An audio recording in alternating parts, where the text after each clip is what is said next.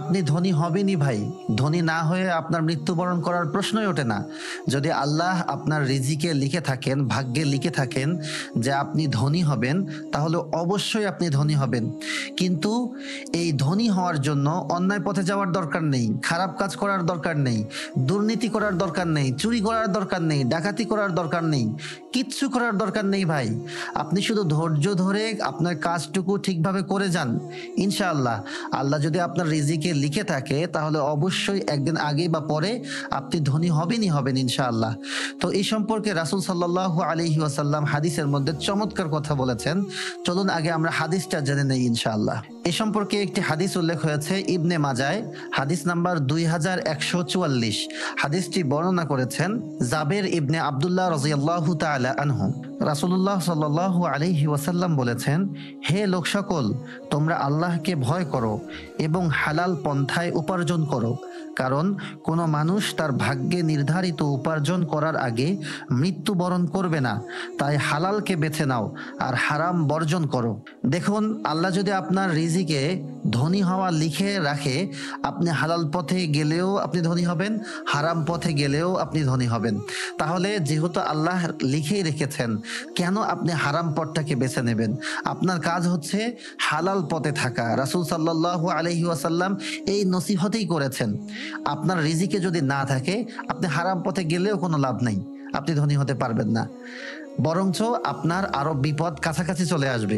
আমি যদি একটা এক্সাম্পল দেই, দুইজন ব্যক্তি, একজন ব্যক্তিকে আল্লাহ তাআলা ধনী বানাবেন, এটা তার ভাগ্যে লিখে রেখেছেন। আর একজন দ্বিতীয় ব্যক্তিকে আল্লাহ তাআলা ধনী বানাবেন না, সেটাও তার ভাগ্যে লিখে রেখেছেন। প্রথম ব্যক্তি যদি সঠিক পথে থাকে, হালাল পথে থাকে, তাহলে 2 দিন আগে হোক পরে হোক সে অবশ্যই ধনী হবে ইনশাআল্লাহ।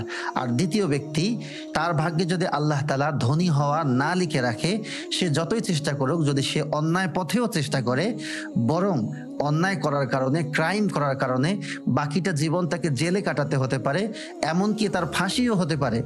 তাই অন্যায় পথটাকে বেছে না নিয়ে আমরা ন্যায় পথকে বেছে নিব এবং আমরা আমাদের চেষ্টাটুকু সবসময় অব্যাহত রাখবো ইনশাআল্লাহ, এবং আল্লাহ তাআলার প্রতি পূর্ণ বিশ্বাস এবং আস্থা রাখবো যে আল্লাহ তাআলাই আমাদের রিজিকের মালিক।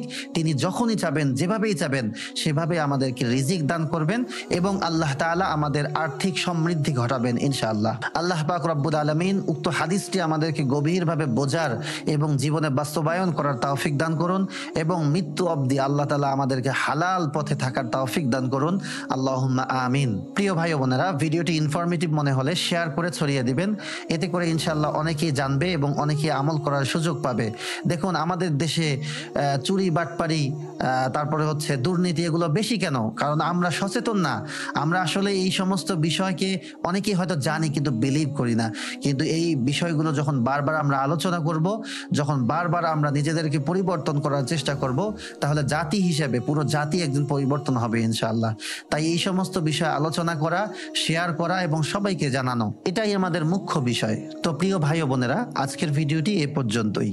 যদি নেক্সট ভিডিও মিস করতে না চান, তাহলে আমাদের ইসলামাইজ ইউটিউব চ্যানেলটি সাবস্ক্রাইব করে রাখবেন এবং ইসলামাইজের ফেসবুক পেজটি লাইক দিয়ে রাখবেন। ইনশাআল্লাহ দেখা হচ্ছে পরবর্তী ভিডিওতে। সেই পর্যন্ত আল্লাহ হাফিজ। আসসালামু আলাইকুম।